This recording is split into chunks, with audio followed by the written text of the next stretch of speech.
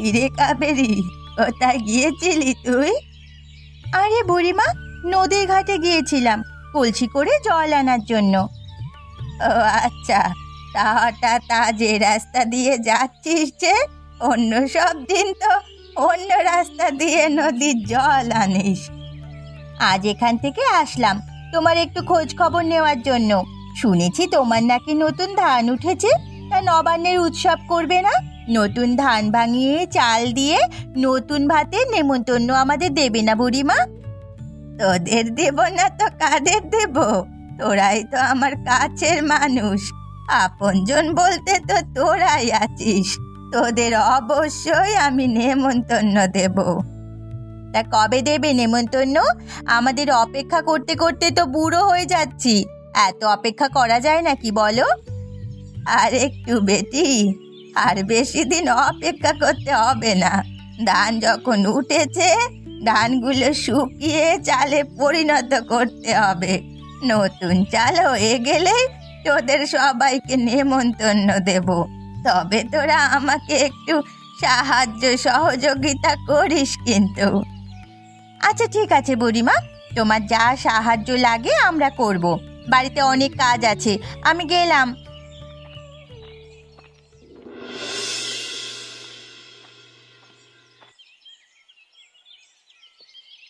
কি গো গিন্নি, তুমি আসতে এত দেরি করলে কেন? কোথাও গিয়েছিলে নাকি?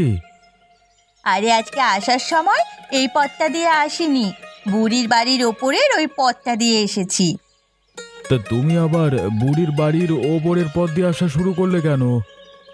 আহারে, বুড়িমার তো কেউ নেই, তাই মাঝে মাঝে ওখান থেকে বুড়িমার একটু খোঁজ খবর নিয়ে আসি। বুড়ির তো কেউ নেই, তা দিয়ে আমাদের কি দরকার?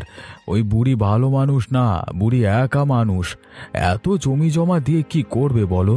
বুড়িকে কতবার করে বলেছি তোমার জমি জমা যেটুকু প্রয়োজন সেটুকু রেখে বাকিটা আমার কাছে বিক্রি করে দাও, কিন্তু শয়তান বুড়ি কোনো ক্রমেই তাতে রাজি হচ্ছে না। আহারে, তুমি অমন করে বুড়িমাকে কেন বলছো? তিনি তার সম্পত্তি বিক্রি করবেন না, এখানে দোষের কি আছে? পরে দেখা যাবে তিনি মারা গেলে বা অসুস্থ হয়ে পড়লে গ্রামের মোড়ল এসে জোর জবরদস্তি করে দখল করে নেবে, তখন ভালো হবে, তাই না? না, তা অবশ্য ভালো হবে না, তাই বলে তুমি জোরও করতে পারো না। বুড়িকে যে এত ভালোবাসো, বুড়ি তার প্রতিদান দিতে জানে না, সব সময় মুখে মুখে আমাদের ভালোবাসে বলে। যদি সত্যি সত্যি ভালোবাসতো, আমরা যেটা চাচ্ছি সেটা অবশ্যই আমাদের দিত। তুমি ভাও প্যাচাল পেরো না তো, বুড়ি যেটা ইচ্ছে সেটা করুক। হ্যাঁ, তুমি তো বুড়ির বশে চলে গেছো একদম, তাই না? তুমি একা একা বকবক করতে থাকো, আমি রান্নাঘরে গেলাম।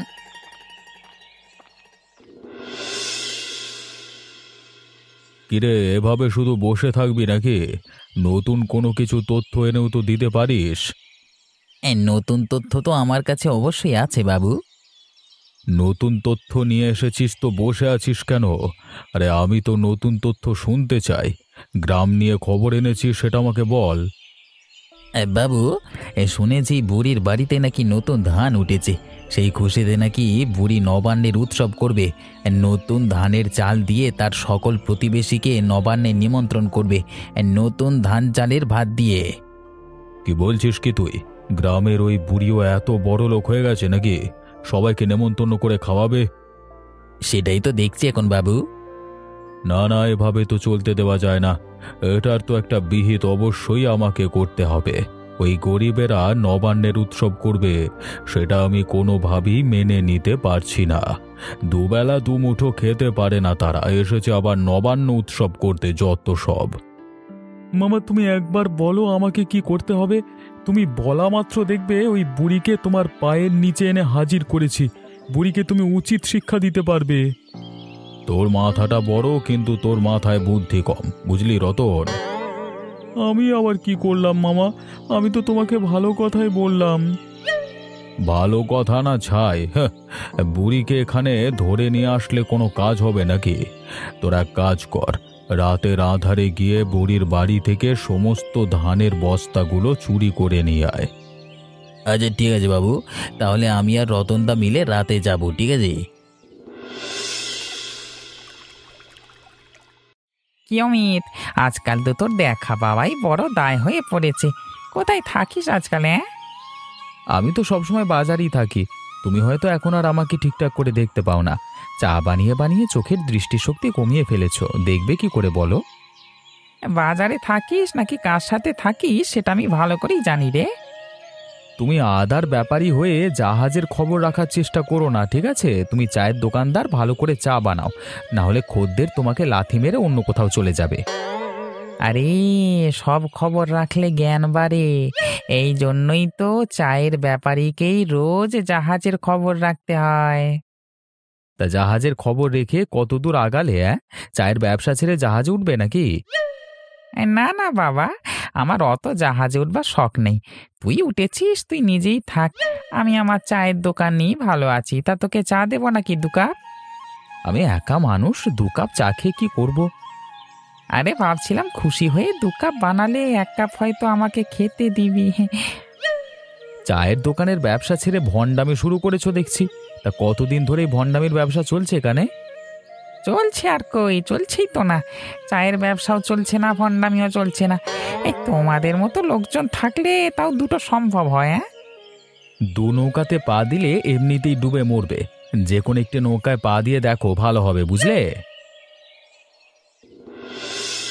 আরে রতনদা, গোচ্ছটা কি? তুমি এমন করলে আমরা যে ধরা পড়ে যাব।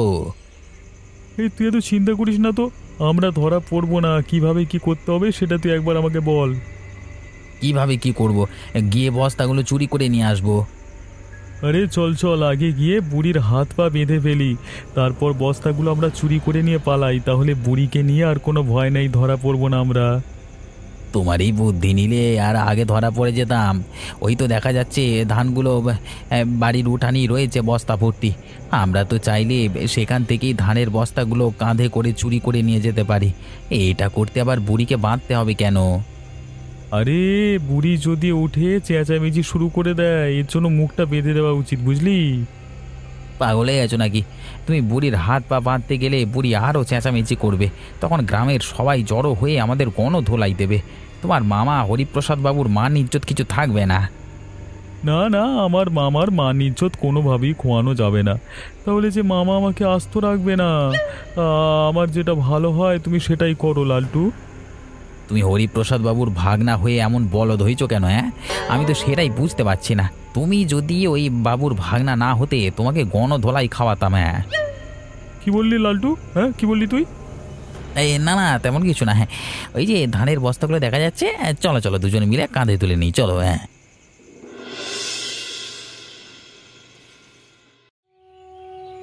আমার এত বড় সর্বনাশ কে করলো? আমার সাথে এমনটা কে করলো? আমি যে কিছুই বুঝতে পারছি না। উপরওয়ালা, আমার সাথে এমন কে করেছে? কে কোথায় আছো দেখে যাও, আমার যে বিশাল ক্ষতি হয়ে গিয়েছে। কি হয়েছে বুড়িমা?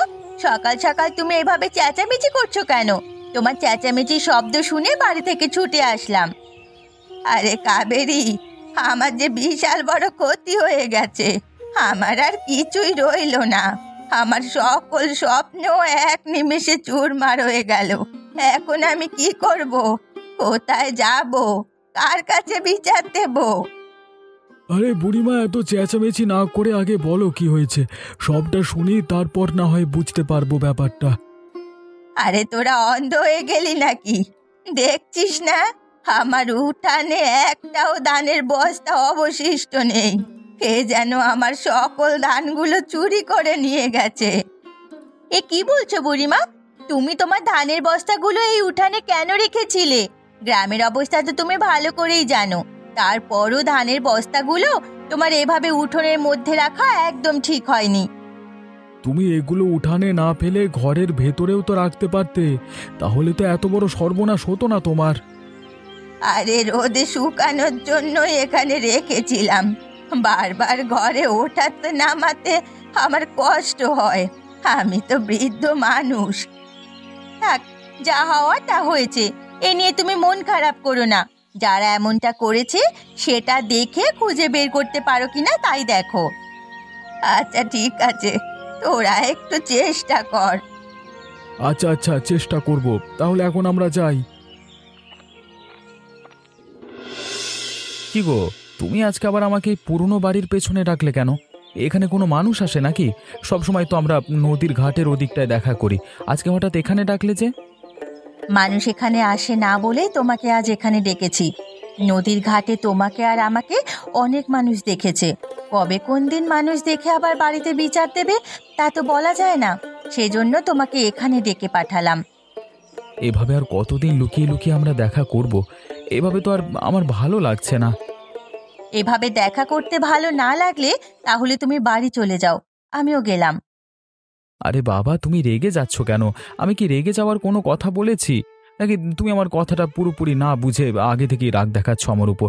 আরে বাবা, আমি বললাম এভাবে আর দেখা করতে ভালো লাগছে না।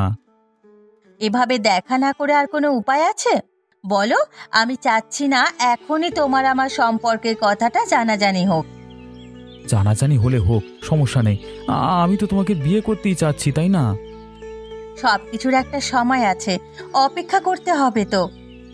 আমি যে তোমাকে বড্ড ভালোবাসি, সেই জন্যই সবসময় ভয় থাকে কখন আবার তোমাকে হারিয়ে ফেলি। তুমি ভয় পেও না, আমি সব সময় তোমার পাশে আছি। চলো আজকে রমেশের চায়ের দোকানে গিয়ে চা খেয়ে আসি। আচ্ছা ঠিক আছে, চলো।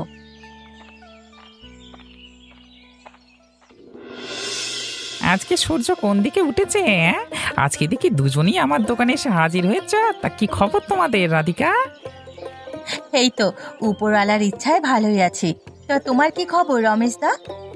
কি খবর? তা কি বলবো, এই তোমরা তো আর এখন এদিকটা আসোই না আমার খোঁজ খবর নিতে। এই তো তোমার খোঁজ খবর নিতে চলে আসলাম, দেখো। হ্যাঁ, অনেকদিন পর আসলে। তা গ্রামের খবর কিছু শুনেছো তোমরা? গ্রামের আবার কি খবর? কিছু শুনিনি তো। সারাদিন প্রেম করলে গ্রামের খবরাখবর কিভাবে রাখবি? কি হয়েছে সেটা বলো না, এত বাড়তি কথা বলতে হবে না তোমাকে।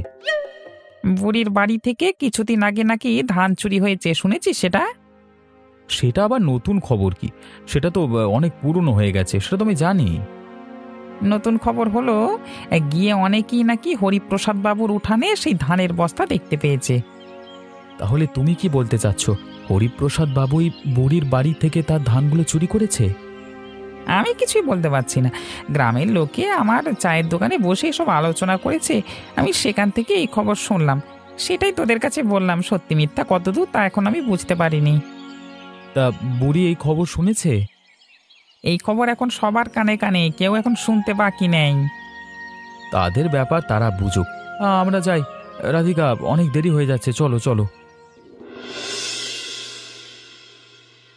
কিরে লালটু, রতন, তোরা দুটো কোথায় গেলি রে? কোথায় মরেছিস দুটো? এই কি হয়েছে মামা? একটু সকাল সকাল এত চেঁচামেচি করছো কেন? তোমার চেঁচামেচির জন্য একটু শান্তিতে ঘুমাতেও পারছি না। মরণের ঘুম ঘুমাচ্ছিস নাকি তোরা? এইদিকে সর্বনাশ হয়ে গেছে, সেদিকে কোনো খেয়াল আছে তোদের? কি হয়েছে বাবু, আপনি এমন চেঁচামেচি করছেন কেন? আমাদের খোলসা করে বলুন, না হলে আমরা কিভাবে বুঝবো? আরে উঠানের চারিদিকটা একটু চেয়ে দেখ, কোথাও একটুও ধানের বস্তা নেই। বুড়ি বুঝি লোকজন নিয়ে এসে তার সমস্ত ধান নিয়ে গেছে, তাই না? মরেছে রে। আমি এই একটা বলদ ভাগ্নে নিয়ে বিপদে পড়েছি। বুড়ি কি জানে তার ধান আমরা চুরি করেছি? আর শুধু বুড়ির ধানের বস্তা যায়নি, ভালো করে চেয়ে দেখ, আবার নিজেদের ধানের বস্তাগুলো একটাও নেই। কে যেন সমস্ত ধানের বস্তা চুরি করে নিয়ে চলে গেছে রাতের আঁধারে। এখন আমাদের কি হবে বাবু? সারা বছরের ভান্ডার সব লুট হয়ে গেল তো। তোরা দুটো থাকাকালীন এমন সর্বনাশ হলো, কিভাবে খাইয়ে খাইয়ে দুটো গাধা পালছি আমি। দুটো না বাবু, আপনি একটি গাদা পালছেন, সেটা হলো আপনার ভাগ্নি। আমি মরছি আমার জ্বালায়, ও আবার ঘর পোড়ার মধ্যে আলু পোড়া দিতে এসেছে। দাঁড়া, তোকে দেখাচ্ছি মজা। কি গো, গ্রামে কি হচ্ছে খবরাখবর রাখছো তো? তুমি গ্রামে যে বিশাল বড় কাণ্ড হয়ে গেছে সেটা জানো তো? গ্রামের সকল খবরাখবর তো তোমার কাছেই থাকে। তুমি হয়েছো ওই কি বলে বাংলা খবরের চ্যানেলগুলোর মতো। তুমি বলো কি হয়েছে গ্রামে? তুমি কিন্তু আমাকে অপমান করে কথা বলছো, একদম ভালো হচ্ছে না। আমার সাথে বিটলামি করো না। আমার সাথে বিটলামি করলে পরে রাতের খাবার বন্ধ হয়ে যাবে। আচ্ছা ঠিক আছে বাবা, আমার ভুল হয়ে গেছে। গ্রামে কি হয়েছে সেটা তুমি এখন বলো আমাকে। গ্রামে নাকি হরিপ্রসাদ বাবুর বাড়ি থেকে সমস্ত ধান চুরি হয়ে গেছে। ধান চুরি হয়েছে? সেটা তুমি এমন ভাবে বলছো মনে হচ্ছে কোনো খুশির খবর। আরে খুশির খবরই তো। এই হরিপ্রসাদ বাবুই তো বুড়ির বাড়ি থেকে সকল ধান চুরি করে নিয়ে গেছে তার চেলাদের দ্বারা। এখন তা নিজের ধানও চুরি হয়ে গেছে। এখন বুঝুক মজা, কত ধানে কত চাল। এই হরিপ্রসাদ বাবুই বুঝি গ্রামের বুড়ির ধান চুরি করেছিল? হ্যাঁ, আমি তো সঠিকটা ঠিক মতো জানি না। অনেকের মুখেই শুনেছি হরিপ্রসাদ বাবুই নাকি বুড়ির বাড়ি থেকে ধান চুরি করিয়েছে। সেই ধান নাকি তার উঠোনে দেখা গেছে। এখন সেই ধান সহ হরিপ্রসাদ বাবুর যত ধান ছিল সব চুরি হয়ে গেছে। তাহলে তো ভালোই হয়েছে, ব্যাটার একদম উচিত শিক্ষা হয়েছে। এটাই ওনার পাওনা ছিল। যেমন কর্ম তেমন ফল পেয়েছে উনি।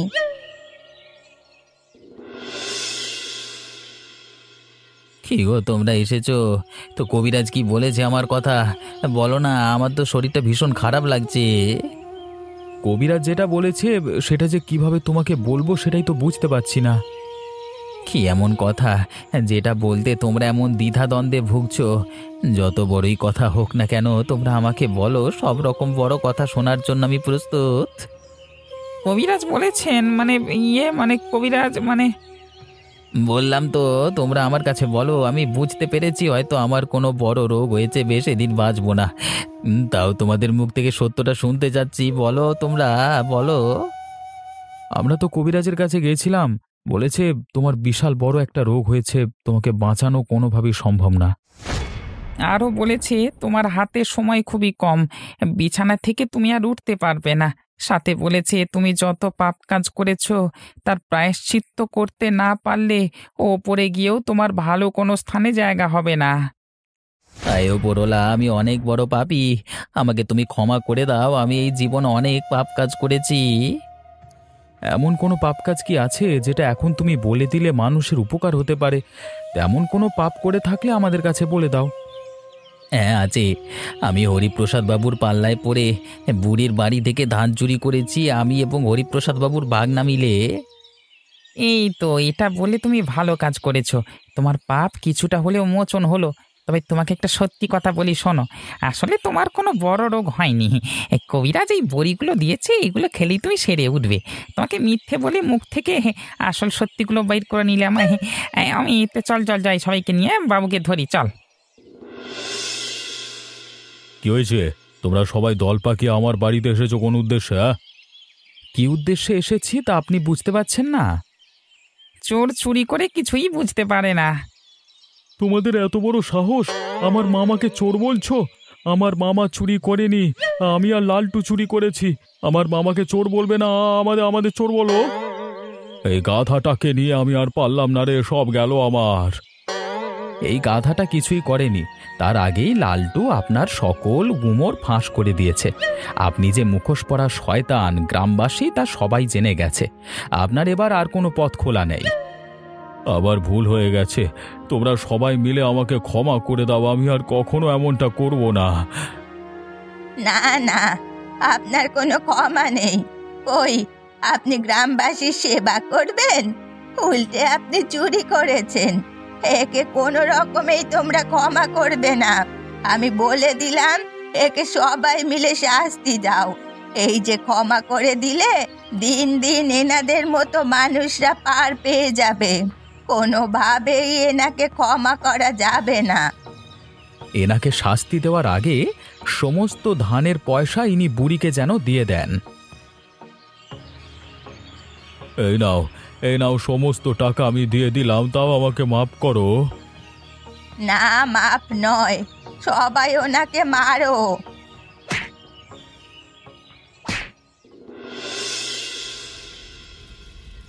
কি গো বুড়িমা, তোমার রান্না বান্না কদ্দূর হলো? ভাত কি আজকে খেতে পারবো নাকি আগামীকাল আবার আসবো? হ্যাঁ, নেমন্তন্ন দিয়েছি। আজ তোর যদি ইচ্ছে হয় তুই কাল আসিস। যেগুলো খাবার অবশিষ্ট থেকে যাবে, পচা বাসি হবে, সেগুলো এসে খেয়ে নিস।